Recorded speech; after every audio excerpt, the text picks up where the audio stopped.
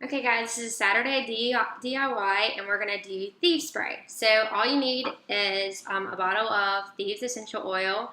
I have a 2-ounce spray bottle, some witch hazel, and some distilled water. Okay, and the only things I need to do is fill the water, and I filled it up a little more than halfway with distilled water.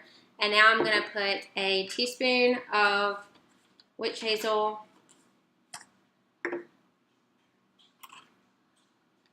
so teaspoon of witch hazel, pour it in. And now I'm going to put in 15 drops of Thieves.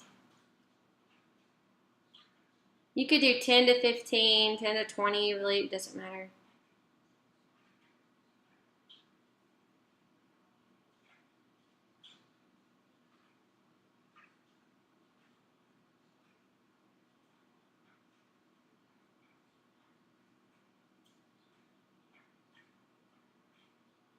Alright, so I have my Thieves drops in there.